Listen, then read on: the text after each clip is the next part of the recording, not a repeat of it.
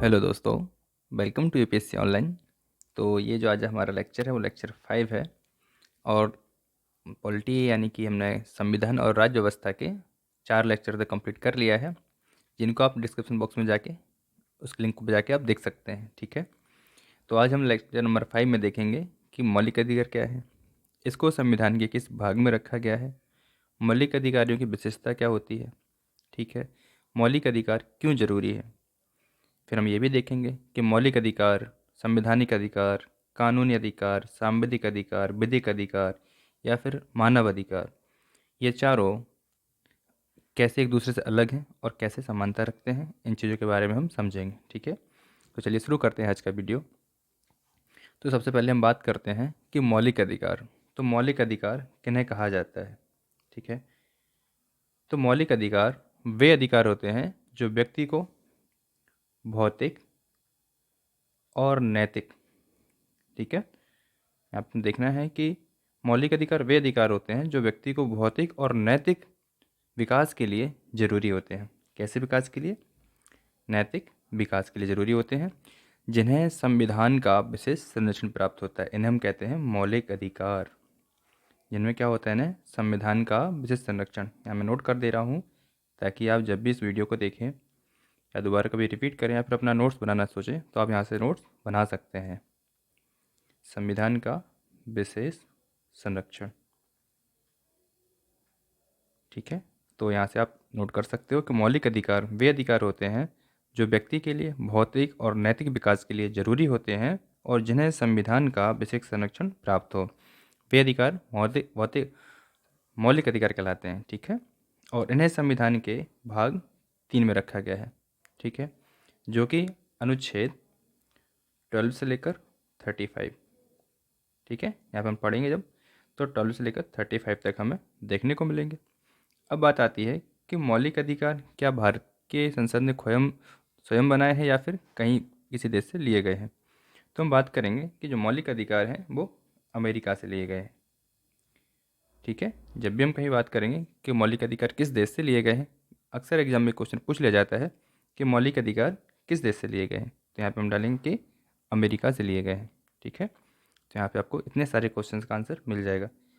अब हम बात करेंगे कि भारत में अधिकार, मौलिक अधिकार, संवैधानिक अधिकार, कानूनी अधिकार, संवैधानिक अधिकार या विधिक अधिकार, ये तीनों ही एक ही प्रकार माना जाता है। और एक आता है कि मानव अधिकार, जिन्हें यूएन द्वारा मानित किया गया है, यानी हर व्यक्ति को मनुष्य के रूप में दिया गया है। हम बात करते हैं, हमने यहाँ पे मौलिक अधिकार देख लिए हैं, ठीक है, कि जो भाग 3 में है और आर्टिकल 12 से लेकर 35 तक हमें दिए गए हैं। अब हम बात करते हैं संवैधानिक अधिकार की ना, यानी संवैधानिक अधिकार की। ऐसे अधिकार जिन्हें भाग 3 से बाहर, ठीक है, जो भाग 3 में नहीं है उनसे बाहर है और संविधान में वर्णन है। जैसे कि हम बात करेंगे आर्टिकल 300A, ठीक है। ये जो अधिकार है इसको कहा जाता है संपत्ति का अधिकार। संपत्ति का अधिकार ये एक संवैधानिक अधिकार है, क्योंकि ये पहले एक मौलिक अधिकार हुआ करता था, लेकिन एक संशोधन हुआ, इसे हम बोलते हैं 44 संशोधन हुआ, कॉन्स्टिट्यूशन अमेंडमेंट हुआ 1970, लगता है आई थिंक 78 में हुआ। ठीक है। तो इसके तहत इसको हटा के, इसको पहले आर्टिकल 31 में माना जाता था, लेकिन इसको यहाँ से हटा दिया गया है संशोधन करके, और इसे अब 300A में डाल दिया गया है। तो ये अब जो हमारा संवैधानिक अधिकार है, ठीक है, पहले ये मौलिक अधिकार हुआ करता था। चलिए, तो ये तो हुआ संवैधानिक अधिकार क्या होते हैं। ठीक है। आगे हम बात करते हैं कि कानूनी, सांविधिक या विधिक अधिकार क्या होते हैं। तो देखिए, कानूनी, सांविधिक और विधिक अधिकार ऐसे अधिकार होते हैं जिन्हें संसद के द्वारा बनाया गया हो, यानी संसद के कानून की देन हो। ठीक है। यानी कि संविधान में उल्लेख नहीं है लेकिन नागरिक को प्राप्त है ये। ठीक है। नागरिक को क्या होते हैं, ये प्राप्त होते हैं, लेकिन संविधान में इनका उल्लेख नहीं है। फॉर एग्जाम्पल हम बात करते हैं, जैसे कि मातृत्व का अधिकार ले लें हम। ठीक है। मातृत्व अवकाश का अधिकार। अभी ये करंट में एक न्यूज़ आई थी जहाँ पे बेबी के बर्थ पे पिता को भी लीव मिलेगी। ठीक है, तो ऐसा कौन सा पहला देश है जिसने पिता को लीव देने के लिए अपने जो नियम है उसको चालू कर दिया है? ठीक है, इसको आपको कमेंट बॉक्स में बताना है, ये आप लोग के लिए क्वेश्चन हो जाता है। ठीक है, यहाँ पे हम बात कर रहे थे कानूनी, सांविधिक और विधिक अधिकार की। तो यहाँ पे मैंने बता दिया है कि मातृत्व अवकाश का अधिकार जो क्या है, एक सांविधिक अधिकार हो जाता है, कानूनी अधिकार हो जाता है, विधिक अधिकार हो जाता है। ठीक है, वे अधिकार जो संसद के द्वारा तो बनाए जाते हैं, ठीक है, जैसे संसदीय कानून की देन हो जाता है। जैसे कि हम बात करते हैं यहाँ पे मतदान का अधिकार। ठीक है, ये भी एक तरीके से कानूनी अधिकार आपको दिया गया है। ठीक है, ऐसा मतदान का अधिकार। कभी कभी इसमें एक डिबेट आ जाती है कि मतदान का अधिकार संवैधानिक अधिकार है या फिर कानूनी अधिकार है, क्योंकि इसका जो वर्णन है वो आर्टिकल 326 में भी दिया गया है। ठीक है, तो इसको जोड़ा गया था हमें, क्योंकि आर्टिकल 326 में बोला गया था कि 18 वर्ष से अधिक उम्र का व्यक्ति जिसका नाम मतदाता सूची में दर्ज हो, ठीक है, ये चीज़ बोली गई थी। लेकिन ये जो अधिकार है मतदान का अधिकार, वो आपको कानूनी अधिकार के लिए कानून लेके आई थी सरकार, और इसको आपको जोड़ा गया था। ठीक है, तो यहाँ पे अगर क्वेश्चन आता है कभी कि ये संवैधानिक अधिकार है या कानूनी अधिकार, तो हमें प्रायोरिटी किसको देनी है? कानूनी अधिकार को। तो मैं प्रायोरिटी की बात की जाएगी तो जो हमारा जाएगा कानूनी अधिकार को लेके। ठीक है, बाकी अब सेकेंडरी का कानूनी अधिकार नहीं मिलता है तो आप संवैधानिक अधिकार भी इसे लगा सकते हैं। तो ये हुआ कानूनी अधिकार। वहीं पर इसे हम एक और एग्जाम्पल के थ्रू समझ सकते हैं, जैसे कि सूचना का अधिकार। सूचना का अधिकार आप सबको पता होगा कि 2005 में सरकार एक कानून लेके आई थी। ठीक है, जिसे हम बोलते हैं सूचना का कानून अधिकार या सूचना का अधिकार कानून 2005। ठीक है, इसके तहत एक कानून बनाया गया था। ठीक, और आप लोग को अगर पढ़ेंगे आगे मौलिक अधिकारों में स्वतंत्रता का अधिकार पढ़ते हैं तो उसमें हम पढ़ते हैं 19 से लेकर 22 तक।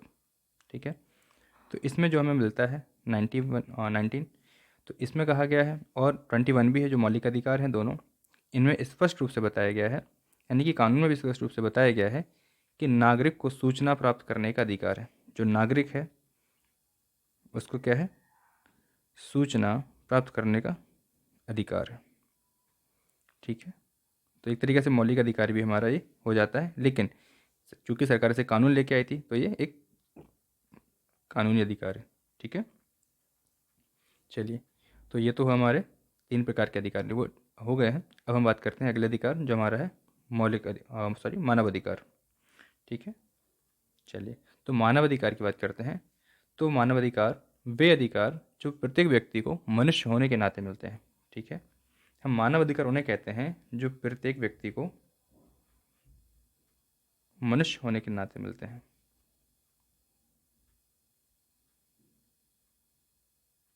ठीक है, मनुष्य होने के नाते मिलते हैं या नाते प्राप्त होते हैं। ठीक है, क्योंकि मानव अधिकार क्या है कि मानवीय गरिमा को पूर्ण जीवन जीने के लिए ज़रूरी माने जाते हैं। जो मानव अधिकार हैं ये मानवीय जीवन को पूर्ण गरिमा के साथ, है ना, अगर किसी व्यक्ति के पूर्ण गरिमा से जीने का अधिकार नहीं है तो उसका मानव अधिकार का सबसे प्रायोरिटी पे उल्लंघन माना जाता है। ठीक है, वहीं अगर हम बात करें तो जो मानव अधिकार को लेके कोई व्यक्ति है वो मानवीय अस्तित्व, है ना, कि उसका मानवीय कोई अस्तित्व है, तो मानवीय अस्तित्व के कारण वो क्या कर सकता है? इसका दावा कर सकता है। ठीक है, कि राज्य भले ही इसका राज्य का जो संविधान है उसे कानून यानी अधिकार के रूप में मान्यता ना दे, लेकिन व्यक्ति के रूप में उसे जन्म के साथ बाय बर्थ से ये अधिकार मिल जाता है। ठीक है, तो ये हो हमारा मानव अधिकार। तो यहाँ पे हमने समझ लिया कि मानव अधिकार क्या होते हैं, कानूनी, सांविधिक, विधिक अधिकार क्या होते हैं, इनमें अंतर क्या होता है, संवैधानिक अधिकार क्या होते हैं, इनसे कैसे अलग होता है, और मौलिक अधिकार क्या होते हैं। ठीक है, ये चीज़ें हमने समझ ली हैं। आगे हम बात करते हैं कि मौलिक अधिकारों की विशेषताएं क्या होती हैं। एक चीज़ मौलिक अधिकारों की विशेषताओं से पहले मैं आपको एक चीज़ और बता दे रहा हूँ कि यहाँ पे जो मौलिक अधिकार हैं इनको कुछ विशेष संरक्षण भी दिया जाता है ना। हमें मौलिक अधिकारों में कुछ विशेष संरक्षण भी दिया गया है।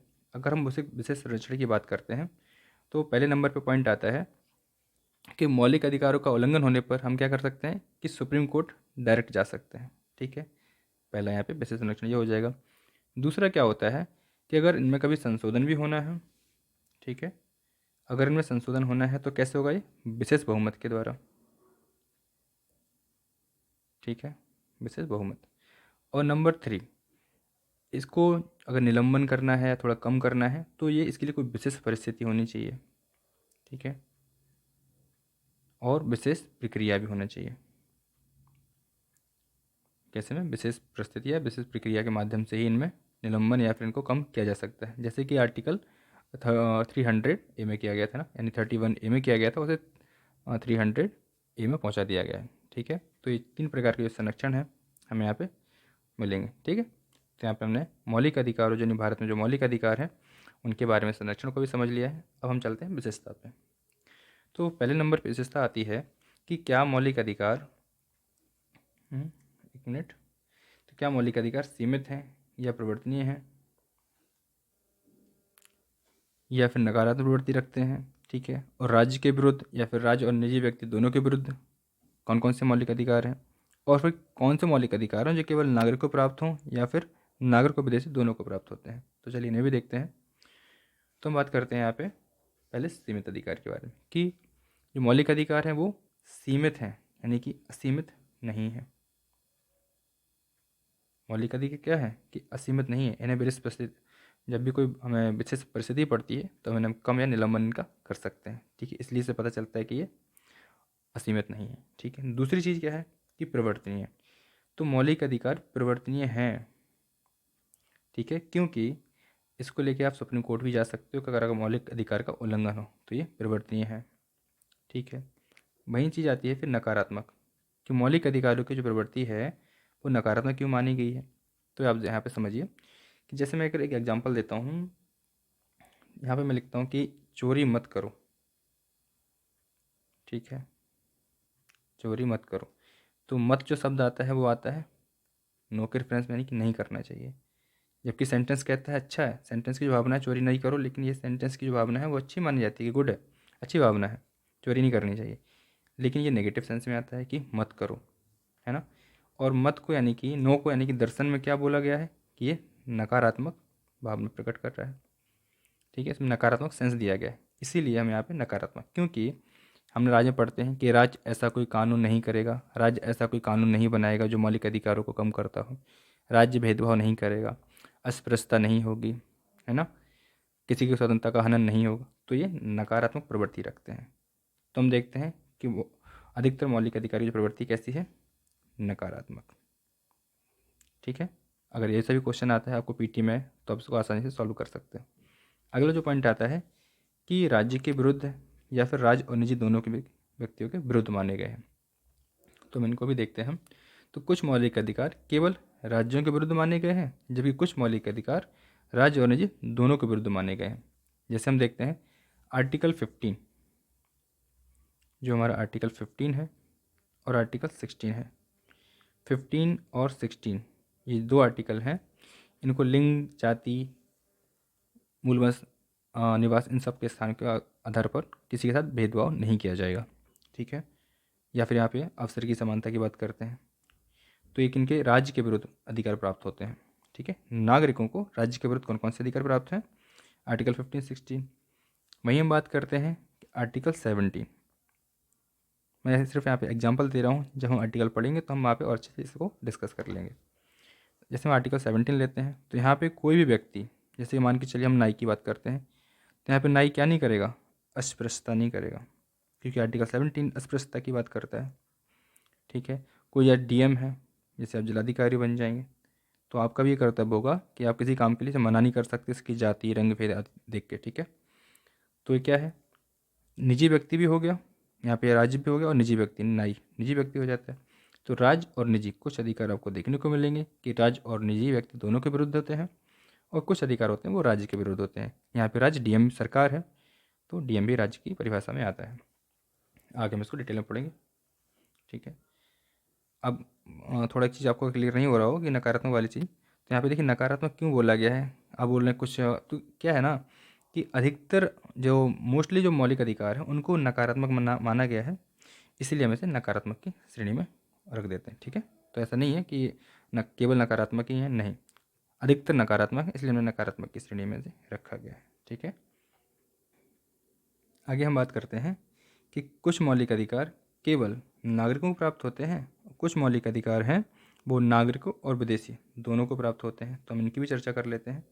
तो केवल जो नागरिक को प्राप्त हैं वो कौन से अधिकार हैं, तो हम बात करेंगे यहाँ पे आर्टिकल 15, 16 एंड 19। कौन कौन से हैं? आर्टिकल 15 हुआ, 16 हुआ एंड 19। तीन जैसे मौलिक अधिकार हैं जो केवल नागरिकों को प्राप्त होते हैं, यानी कि सरकार विदेशियों के साथ यहाँ पे भेदभाव कर सकती है क्योंकि ये केवल नागरिकों को प्राप्त है, लेकिन नागरिकों को और नागरिक के बीच में भेदभाव नहीं करेगी। ठीक है, 15 कर सकती है भेदभाव, 16 भी कर सकती है अवसर को लेकर, और 19 में बोलने स्वतंत्रता को या फिर सूचना प्राप्त करने के अधिकार को भी रोक सकती है सरकार। वहीं हम बात करते हैं नागरिक और विदेशी को लेकर। तो भाई जीवन जीने का अधिकार तो विदेशी हो या नागरिक दोनों को होगा, यानी कि हमारा आर्टिकल हो जाता है यहाँ पे 21। वहीं पर अगर उसका कोई धर्म है तो उसको धर्म को मानने की स्वतंत्रता भी होगी उसे, तो आर्टिकल 25। ठीक है, तो दो अधिकार ऐसे हैं जो नागरिक और विदेशी दोनों को ही प्राप्त होते हैं, और यहाँ पे केवल नागरिक को, जो हमारे सिटीजन है तो केवल सिटीजन को प्राप्त होगा। ठीक है, यहाँ पे जो फॉरेनर है उनको प्राप्त होगा और प्लस सिटीजन को भी प्राप्त होगा। हाँ, तो चलिए आगे बढ़ते हैं। तो अगला हमारा टॉपिक दिया गया है कि मूल संविधान में 7 प्रकार के मौलिक अधिकार थे। जी हाँ, मूल संविधान में कितने प्रकार के थे? 7 प्रकार के मौलिक अधिकार थे। एक जो अधिकार हुआ करता था संपत्ति का अधिकार, संपत्ति का अधिकार, जिसे संविधान में संशोधन करके यहाँ पे इसको हमने दूसरे एक्सेप्ट कर दिया है, यानी कि आर्टिकल अब हमने से कहाँ पहुँचा दिया है, 300A में पहुँचा दिया है, जो संवैधानिक अधिकार है ना कि मौलिक अधिकार। ठीक है, तो वर्तमान में बात की जाए तो वर्तमान में हमारे पास 6 प्रकार के अधिकार हैं। ठीक है, 6 प्रकार के मौलिक अधिकार हैं जिनका वर्णन संविधान में हमें मिलता है, और इनको लेके हम supreme court, direct supreme court भी जा सकते हैं। एक प्रक्रिया होती है, इसके माध्यम से आप जाएंगे, लेकिन आप डायरेक्ट जाना चाहते हैं तो डायरेक्ट भी सुप्रीम कोर्ट जा सकते हैं। ठीक है, यहाँ पहला होता है समानता का अधिकार, दूसरा है स्वतंत्रता का अधिकार, तीसरा है शोषण का अधिकार, चौथा है धार्मिक स्वतंत्रता का अधिकार, पांचवा है शैक्षिक और सांस्कृतिक अधिकार, छठवा है संवैधानिक उपचारों का अधिकार। ठीक है, तो ये 6 प्रकार के अधिकार हैं जो हमें संविधान में मौलिक अधिकार के रूप में दिए गए हैं और हर व्यक्ति को प्राप्त हैं, हर नागरिक को प्राप्त हैं जो देश में निवास कर रहा है। ठीक है, वही हम बात करते हैं कि समानता के अधिकार, जैसे आर्टिकल 12 तो राज्य की परिभाषा की बात करता है। ठीक है, आर्टिकल 13 ये बात करता है कि संसद ऐसा कोई कानून नहीं बना सकती जो मौलिक अधिकारों को कम करता हो या समाप्त करता हो। ठीक है, तो आर्टिकल 14 से स्टार्ट होता है समानता का अधिकार, और कहाँ तक चलता है? 14 से 15, 16, 17 और 18। तो ये सब हमें समानता के अधिकार में पढ़ना पड़ता है। ठीक है, हम स्वतंत्रता की बात करेंगे तो स्वतंत्रता के अधिकार में हम क्या पढ़ते हैं? 19, 20, 21, 21A और 22।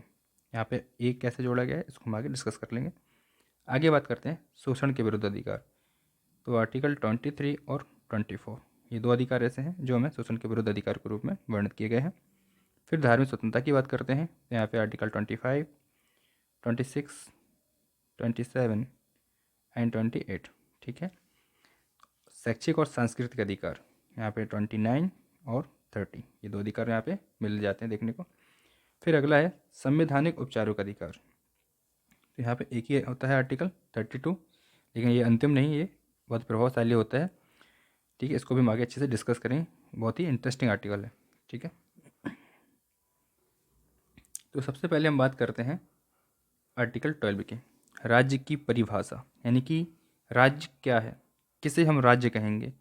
क्या एक भौगोलिक क्षेत्र को हम राज्य कहेंगे, है ना, या फिर इसके किसी हिस्से को राज्य कहेंगे, या फिर इसमें निवास करने वाले व्यक्ति को राज्य कहेंगे, या फिर जो हमारी संसद है क्या हम इसे राज्य कहेंगे, किसे राज्य कहेंगे? ठीक है, तो हम समझते हैं कि राज्य किसे कहा जाता है। चलिए, तो राज्य केंद्र की संसद और सरकार है ना, जो केंद्र की क्या है? संसद है एंड सरकार, ये क्या है? राज्य की श्रेणी में आते हैं। दूसरा क्या है? जो प्रांत का, यानी कि जैसे केंद्र में है ऐसे सेम प्रांत में हो जाएगा, तो प्रांत का विधानमंडल और सरकार। फिर हम बात करेंगे स्थानीय संस्थाएं, है ना, स्थानीय स्तर पर भी संस्थाएं होती हैं, तो उनमें भी रहने वाले जो नगर पालिका हैं या जिला बोर्ड है वो भी हमारी क्या? राज्य की श्रेणी में आ जाएंगे। अगला पॉइंट आता है कि कोई भी ऐसा व्यक्ति या संस्था जो सरकारी शक्ति का प्रयोग करती हो, ठीक है, कोई व्यक्ति या फिर संस्था जो सरकारी शक्ति का प्रयोग करती हो, ठीक है, सरकारी शक्ति का प्रयोग करती हो, वो राज्य कहलाएंगे। ठीक है, जैसे कि सरकारी तंत्र से जुड़ा कोई व्यक्ति, ये सब मौलिक अधिकारों का उल्लंघन नहीं कर सकते। ठीक है, ये सारे लोग, ये सारी संस्थाएं मौलिक अधिकारों का उल्लंघन नहीं कर सकते, इनका उल्लंघन नहीं कर सकते। ठीक है, तो ये तो रही राज्य की परिभाषा। ठीक है, आगे हम बात करते हैं आर्टिकल 13। संसद ऐसा कोई कानून नहीं बना सकती जो मौलिक अधिकारों को कम करता हो या समाप्त करता हो। यहाँ बात आती है कानून नहीं बना सकती।